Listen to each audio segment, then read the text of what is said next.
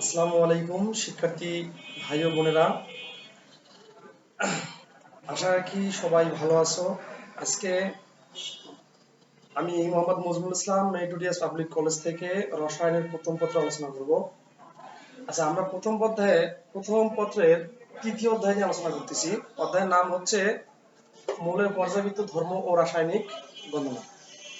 আচ্ছা, এই অধ্যায়ে আমরা বেশ কিছু আলোচনা করছি গতদিন, যেমন মৌলের ইলেকট্রন বিন্যাসের উপর ভিত্তি করে মৌলের শ্রেণীবিন্যাস sp df, এই বেশ কয়েকটা অরবিটালের সাহায্যে মৌলের শ্রেণীবিন্যাস করে নিয়েছি। আজকে আমরা শুরু করব এই ইলেকট্রন বিন্যাসের সাহায্যে কিভাবে মৌলের অবস্থান নির্ণয় করা যায়।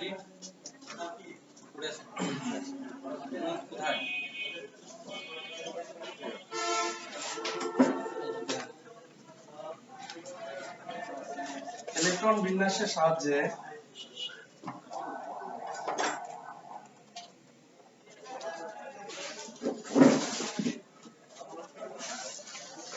কোন মৌলের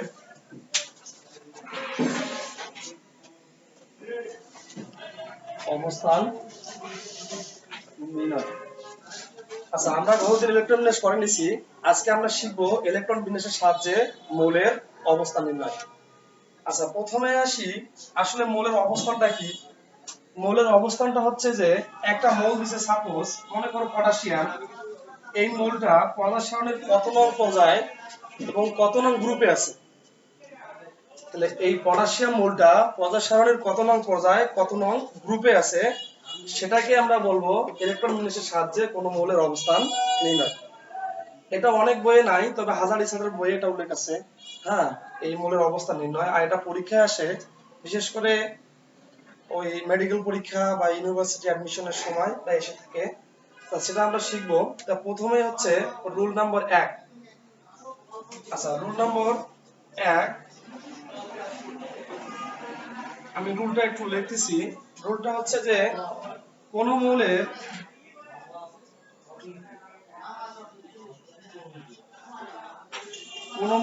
শেষের ইলেকট্রন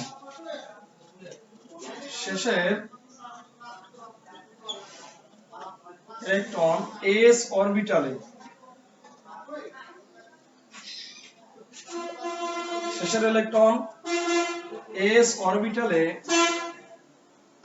গেলে ওই মৌলের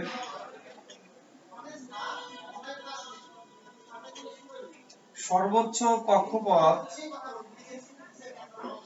তাহলে কোন মৌলের শেষের ইলেকট্রন s অরবিটালে গেলে ওই মৌলের সর্বোচ্চ কক্ষপথ পর্যায়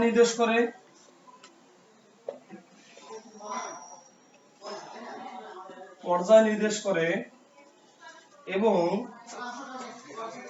s অরবিটালের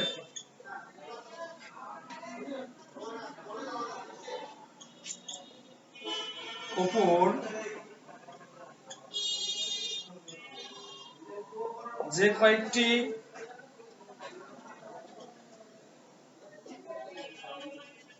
ইলেকট্রন থাকে তা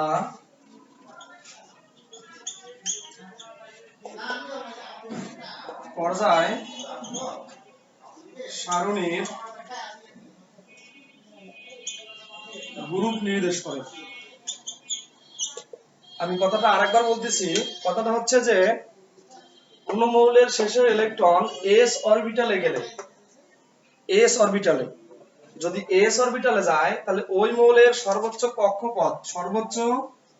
কক্ষপথ কি নির্দেশ করে? পর্যায় নির্দেশ করে।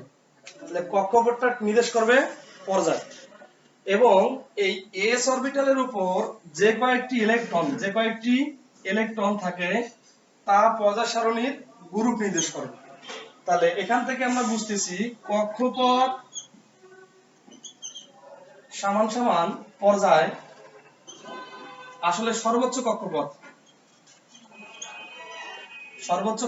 হচ্ছে পর্যায় এবং ইলেকট্রন হচ্ছে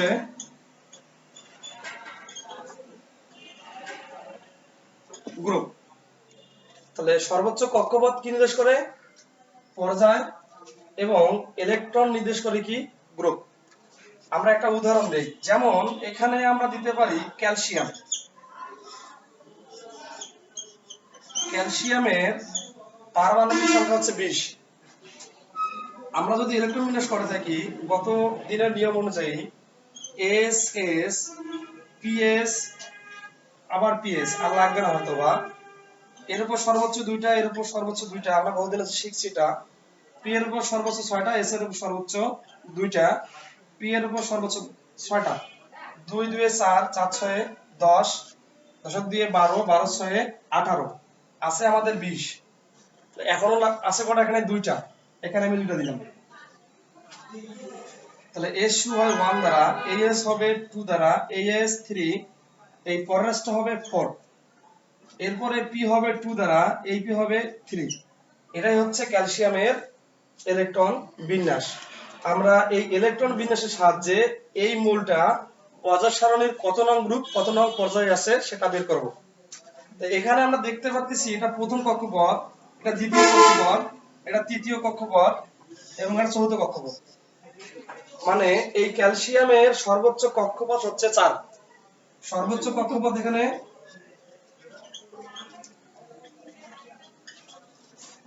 সর্বোচ্চ কক্ষপথ 4।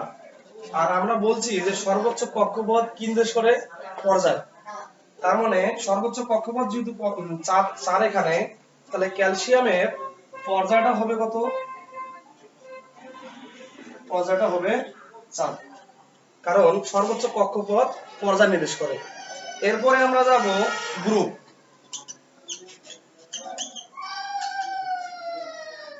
আচ্ছা, গ্রুপে দেখি যে আমি বলে দিচ্ছি যে এস অরবিটালের উপর এখানে এস অরবিটালের উপর যে কয়েকটি ইলেকট্রন থাকে, দেখো তো এস এর উপর ইলেকট্রন কটা? এখানে 2টা, তাহলে এখানে গ্রুপ হচ্ছে 2।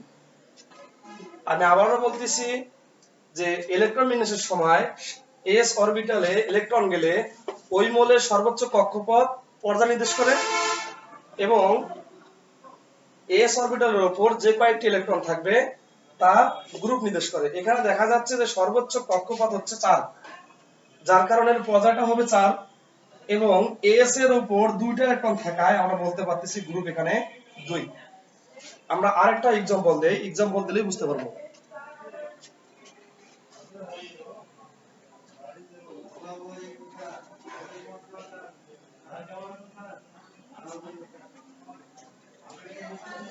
যেমন সোডিয়াম। সোডিয়াম হচ্ছে 11, সোডিয়ামের পারমাণবিক সংখ্যা হচ্ছে 11। আমরা যদি ইলেকট্রন বিন্যাস করে থাকি দেখা যাবে 1s2 2s2 2p 6 3s 1, 11 2 2 4 10 10 রেখে 11। এটা প্রথম কক্ষপথ, এটা দ্বিতীয় কক্ষপথ, এটা তৃতীয় কক্ষপথ। আমরা জানি সর্বোচ্চ কক্ষপথ পর্যায় নির্দেশ করে। তাহলে এখানে সর্বোচ্চ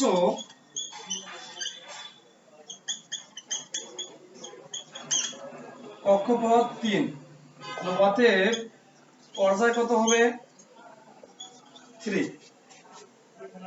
আচ্ছা, এরপর জানি যে এস এর উপর ইলেকট্রন, এস অরবিটালের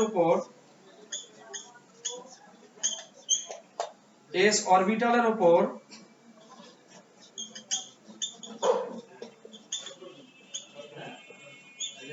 ইলেকট্রন সংখ্যা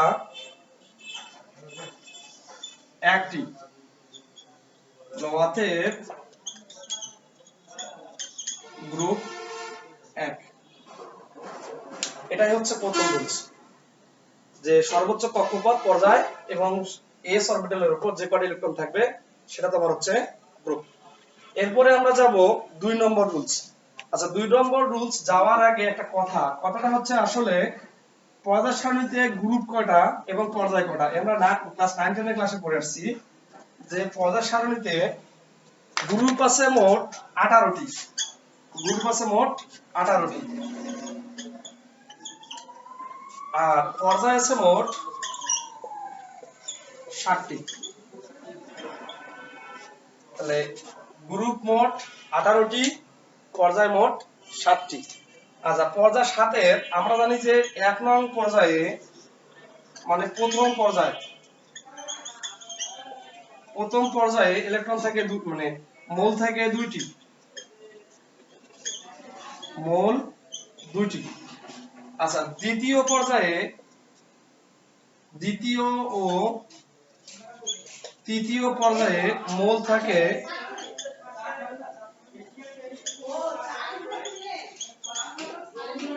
আচ্ছা মোল দ্বিতীয় তৃতীয় পর্যায়ে মোল প্রত্যেকটি পর্যায়ে 8টি করে।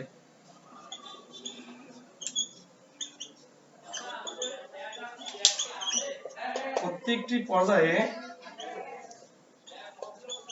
8টি করে। এরপর চতুর্থ ও পঞ্চম পর্যায়ে মোল প্রত্যেকটি পর্যায়ে মোল থাকবে 18টি করে। এরপর হচ্ছে পঞ্চম ও ষষ্ঠ,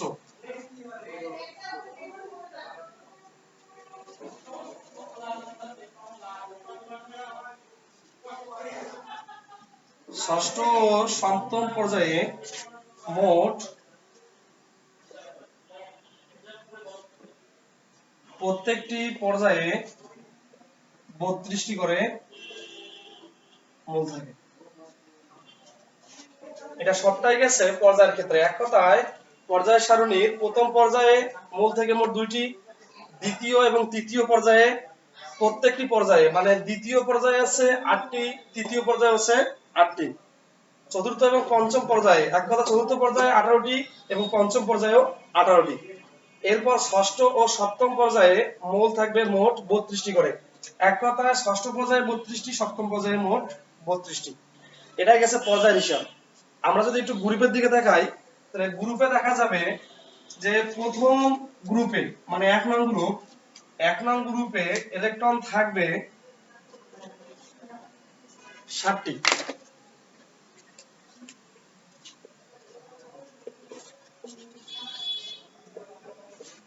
গ্রুপের ক্ষেত্রে প্রথম গ্রুপে মোট মোল 60টি।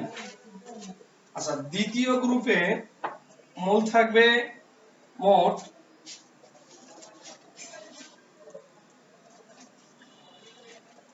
মোল 6টি। আচ্ছা তৃতীয় গ্রুপে মোল থাকবে মোট 32টি। এই তৃতীয় গ্রুপে মোট মোল 32টি। এটা অনেক পরীক্ষায় আসছিল যে পর্যায় সারণীর 3 নং গ্রুপে কয়টি করে মোল থাকে? 32টি। এটা এমসিকিউর জন্য আমাদেরকে পড়তে হবে। এরপরে আছে চতুর্থ থেকে 12 মানে 4 থেকে 12 নং গ্রুপে মোট মোল না প্রত্যেকটা গ্রুপে যে প্রত্যেক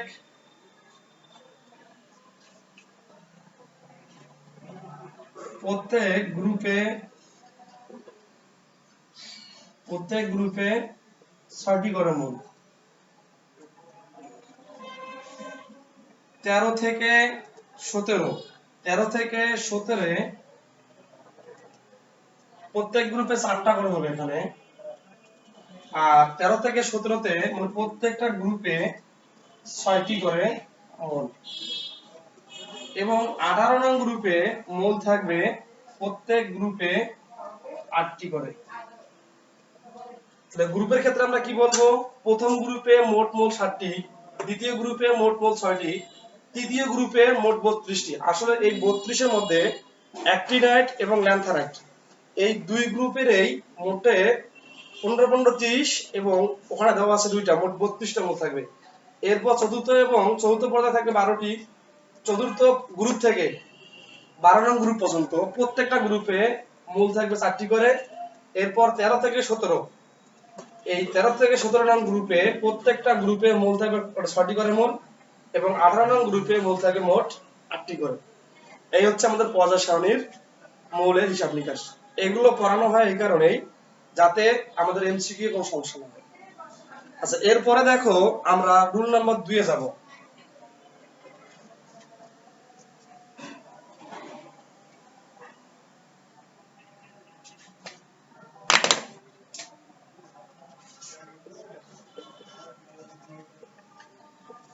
রুল 2। আচ্ছা, প্রথম রুলে ছিল এস অরবিটালে ইলেকট্রন গেলে, এবার রুল 2 এ আসবে যে পি অরবিটালে ইলেকট্রন গেলে। তাহলে ইলেকট্রন বিন্যাসের সময়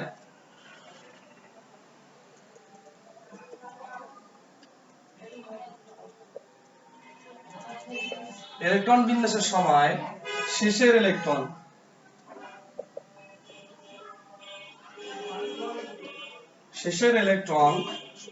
পি অরবিটালে গেলে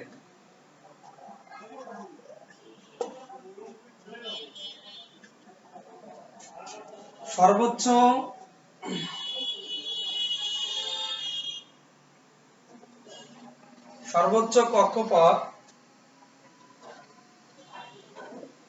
পর্যায় এবং গ্রুপের ক্ষেত্রে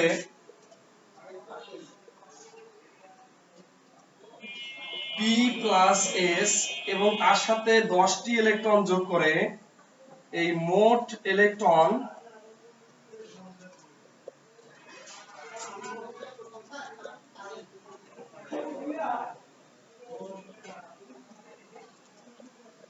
তাহলে রুলটা কি হচ্ছে যে ইলেকট্রন বিন্যাসের সময় শেষের ইলেকট্রন পি অরবিটালে গেলে, কি অরবিটাল? পি অরবিটালে গেলে সর্বোচ্চ কক্ষপথ পর্যায় এবং গ্রুপের ক্ষেত্রে পি এবং এস, এক কথায় পি অরবিটাল এবং এস অরবিটালের ইলেকট্রন যোগ করার পর তার সাথে নতুন করে 10 যোগ করতে হবে। 10 যোগ হলেই সেটা আমরা কি নির্দেশ করবে? গ্রুপ নির্দেশ করে। যেমন একটা মৌল দিলাম, এখানে সালফার 16, এর ইলেকট্রন বিন্যাসটি হচ্ছে 1s square 2s square 2p6 3s2 3p 2 2 7 10 12 আর এখানে আছে 4 3p4, তার মানে 2 2 4 10 12 12 16 ইলেকট্রন। এখানে দেখতেছি আমরা শেষের ইলেকট্রনটা কোথায় গেছে? পি অরবিটালে গেছে।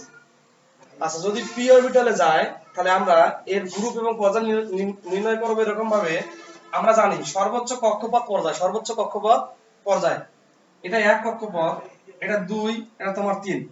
তাহলে এখানে 3 নম্বরই হচ্ছে সর্বোচ্চ কক্ষপথ। তার সর্বোচ্চ কক্ষপথ 3 হলে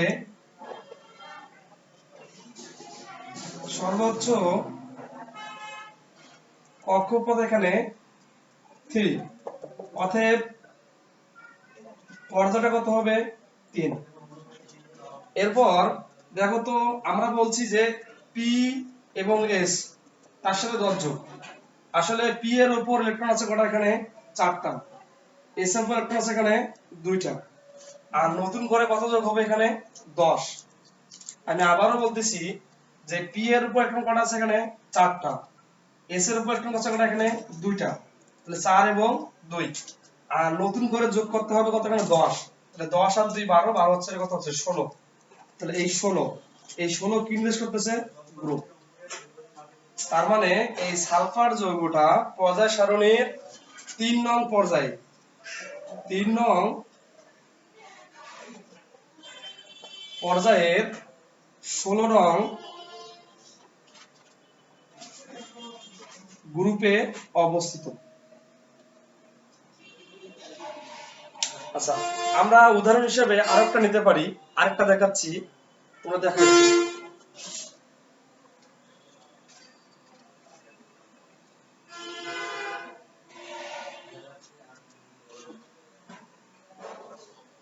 আচ্ছা, আরেকটা উদাহরণ নিতে পারি, যেমন আর্গন, একটা নিষ্ক্রিয় গ্যাস। আচ্ছা, আর্গনের পারমাণবিক সংখ্যা হচ্ছে 18। আমরা যদি এর ইলেকট্রন বিন্যাস করি 1s square 2s square 2p6 3s square 3p6, তাহলে 2 2 4 10 12 12 6 18 মিলে গেছে। তার মানে শেষে ইলেকট্রনটা কোথায় আসছে? এখানে শেষে ইলেকট্রনটা পি অরবিটালে আসছে। তাহলে পি অরবিটালের ক্ষেত্রে নিয়মটা কি হচ্ছে?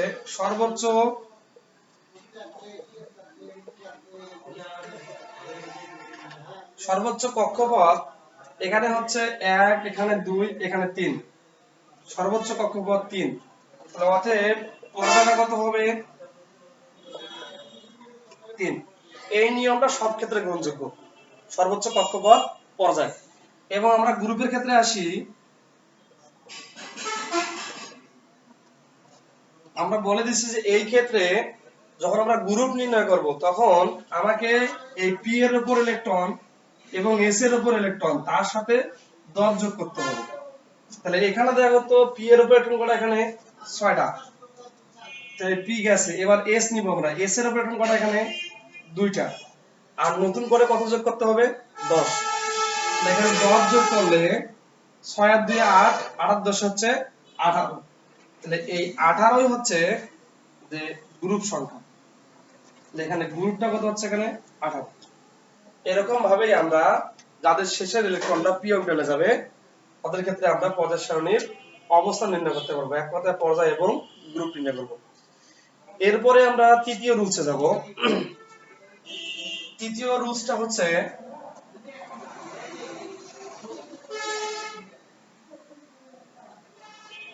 Rule number 3।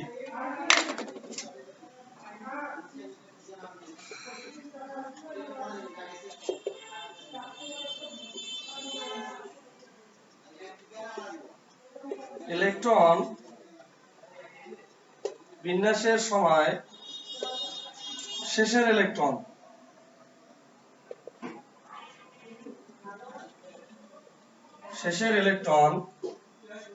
এস গেছে, পি গেছে, এবার হবে কি ডি। ইলেকট্রন বিন্যাসের সময় শেষের ইলেকট্রন ডি অরবিটালে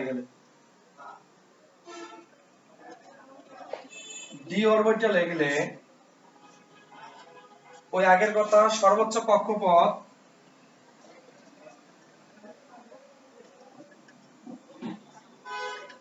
কক্ষপথ পর্যায় এবং গ্রুপ এস ও ডি এর ইলেকট্রন যোগ করে নির্ধারণ করতে হবে। তাহলে এখানে কি হচ্ছে, সর্বোচ্চ কক্ষপথ পর্যায় এবং গ্রুপের ক্ষেত্রে হবে এস ও ডি এর ইলেকট্রন। যেমন এখানে আমরা দিতে পারি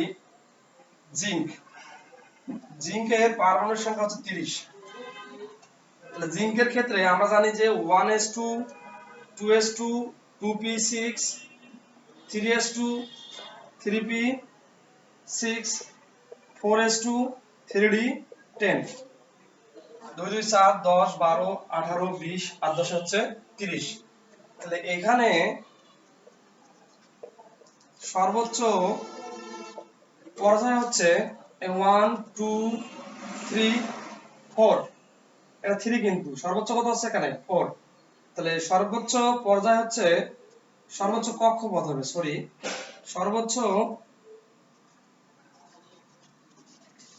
সর্বোচ্চ কক্ষপথ এখানে 4। তাহলে অতএব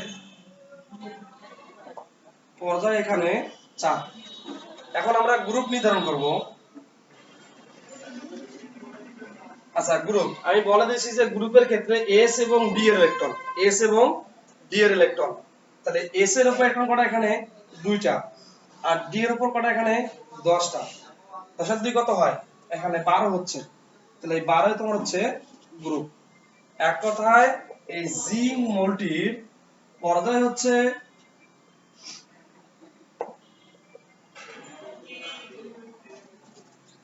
পর্যায় হচ্ছে 4 আর গ্রুপ হচ্ছে 12। তাহলে জিঙ্কের পর্যায় 4, গ্রুপ 12। এরকম ভাবেই আমরা এই ডি অরবিটালের ইলেকট্রনের অবস্থান নির্ণয় করতে পারবো।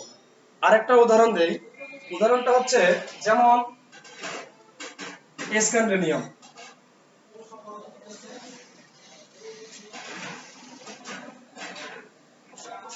Hc, পারমাণবিক সংখ্যা হচ্ছে 21। আচ্ছা, 21 1s2 2s2 2p6 3s2 3p6 4s2 3d1, 2 2 7 10 12 18 20 20 আর 21। দেখা যাচ্ছে যে শেষের ইলেকট্রনটা ডি অরবিটালে গেছে। কি অরবিটালে? ডি অরবিটালে। আচ্ছা ডি অরবিটালে এখানে তাহলে সর্বোচ্চ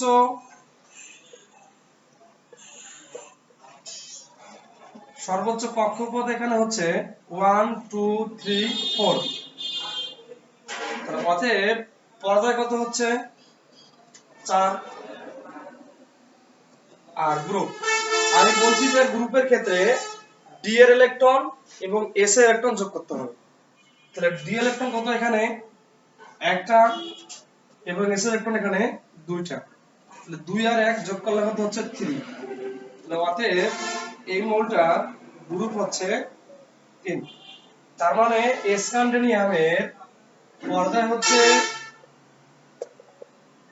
4, গ্রুপ হচ্ছে 3। এরকম ভাবেই আমরা যেসব মৌলের শেষে ইলেকট্রনটা ডি অরবিটালে যাবে সেই সকল মৌলের অবস্থা নির্ণয় করতে পারবো। এরপরে আসো এফ অরবিটাল। আচ্ছা একই কথা ইলেকট্রন বিন্যাসের সাহায্যে সরি এটা না, লেখাটা মুছে দিচ্ছি আমি, একটু মনে করে দেই একবার। আচ্ছা রুলস 4 হচ্ছে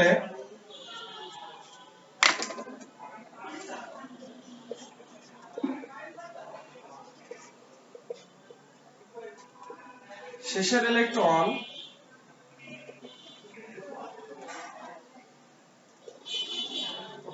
এফ অরবিটালে গেলে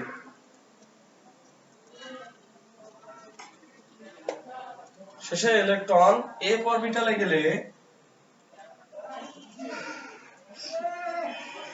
সর্বোচ্চ কক্ষপথ পর্যায় এবং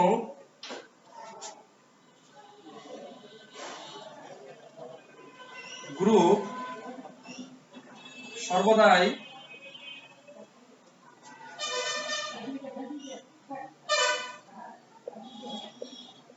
কি হবে? আচ্ছা এটা একটু মোটামুটি ব্যতিক্রম। ব্যতিক্রমটা হচ্ছে যে শেষে ইলেকট্রন এফ অরবিটালে গেলে সর্বোচ্চ কক্ষপথ পর্যায় এবং গ্রুপ সর্বদাই 3 হবে। গ্রুপ সর্বদাই 3 হবে। যেমন এখানে আমরা বলতে পারি ল্যান্থানাম 57। এই 57 এর ক্ষেত্রে এই এস এস এরপর হবে পিএস পিএস ডিপিএস আবার ডিপিএস এরপর হচ্ছে F S S PS PS DPS DPS তারপরে এফ। এখানে 2 এখানে 2 6 2 6 2 10 6 2 10 6 2 দেখি 2 2 4 10 12 18 20 30 36 38 48 50 56 আর একে 57।